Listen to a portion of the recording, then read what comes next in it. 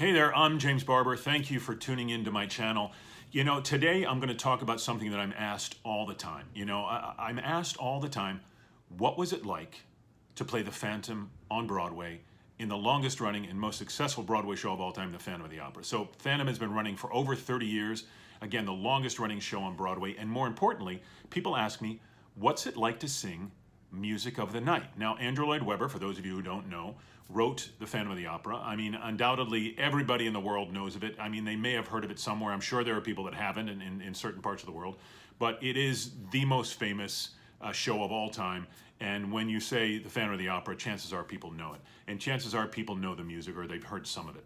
So Music of the Night is undoubtedly one of the most famous tunes in all of theatrical history. And it was written by Andrew Lloyd Webber. So I'm asked all the time, what's it like to sing that music? What's it like to sing the music of Andrew Lloyd Webber? What's it like to be around him? What's it like to be there? So the awesome thing about being in Phantom is that it's filled with so much history and so much amazing stuff. So, you know, there's the makeup that I had to go through. The Phantom sits for an hour. There's the costumes. There's the set.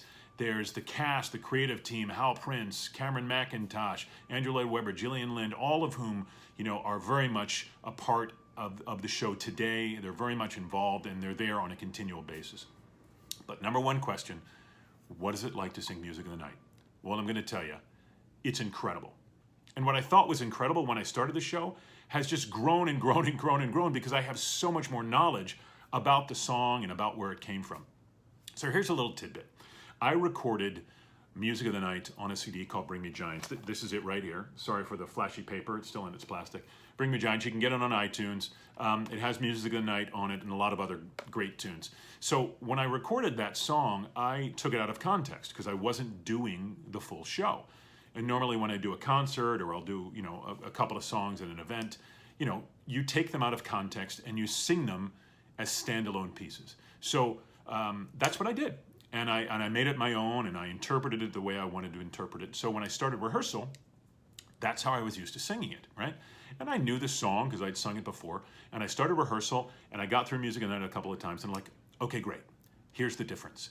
That's not how it's written and here's why. I was given restrictions on this is how you have to sing it, this is what you need to do. And I started saying, God, you know, guys, I feel restricted. I feel like I don't have freedom as a performer to sing the song. And these were just conversations that you have in rehearsal, right? Like, help me figure this out. So David Caddick, who's the musical supervisor, incredible guy, goes, the freedom is in the music.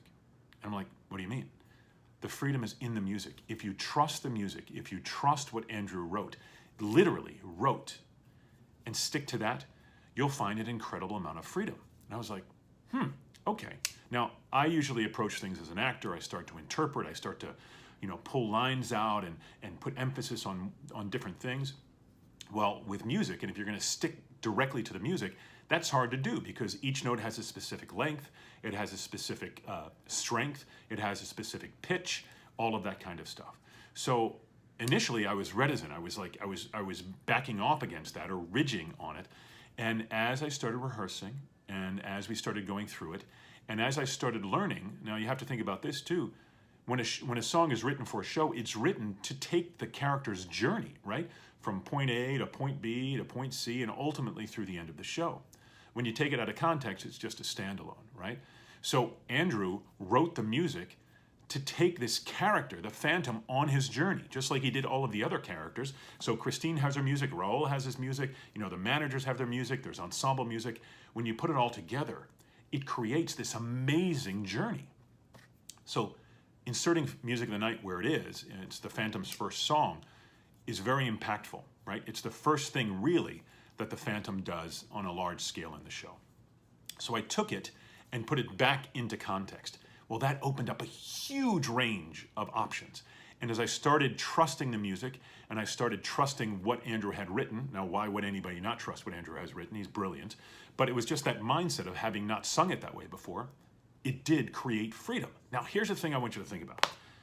The Phantom is written as a tenor role, right? I'm a baritone. Tenor is a higher pitched role, a higher pitched voice. You know, Michael Crawford, the original Phantom, was a tenor. I'm one of only a handful, I mean, probably less than 5 baritones that have ever sung this role, specifically on Broadway. So it creates a different aspect. So notes that are very, very, very easy to sing for a tenor, they might be at the top of my range, right? And notes that are hard to sing for a tenor might be in the meat of my range. So I had to think about it that way and figure out how my voice was going to attack this role and attack this song 8 times a week, 6 days a week, 1 day off a week, and be able to recover and do all this kind of stuff. That's the fun part. Now, I also want you to think about this. Picture yourself walking down the street. And then all of a sudden somebody says, run and sprint. And you're sprinting down the street. And it's hot, the sun's beating. And then they're like, okay, stop. Crawl. And you start to crawl. Okay, now run. It's almost like an aerobic exercise, right? So you have to think about Music of the Night in the same way.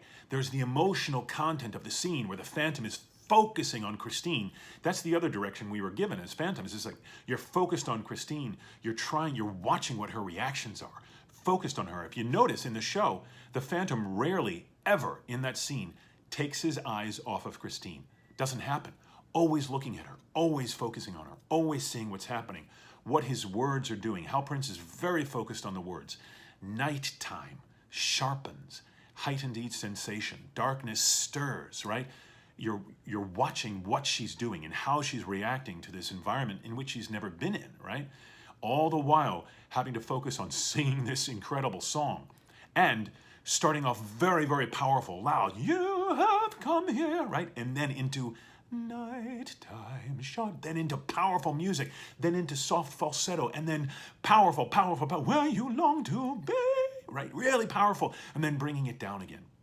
So that's what I'm talking about in terms of an aerobic exercise. My heart is pounding, you're pounding, the emotions are going, and you have to control your breath so that you can get that final falsetto note out and hold it, right? Unbelievably difficult, right? 8 times a week. And it wasn't until my last 6 months, like, oh my gosh, I'm finally understanding. I'm sort of starting to get an understanding of what this song really means. It was ingrained in me. It was part of my body. And then that's when the freedom happened. That's when, the David Caddick note, allow the music to carry you. Allow the freedom to be in the music. It's written there. Andrew has written everything into the music that you need.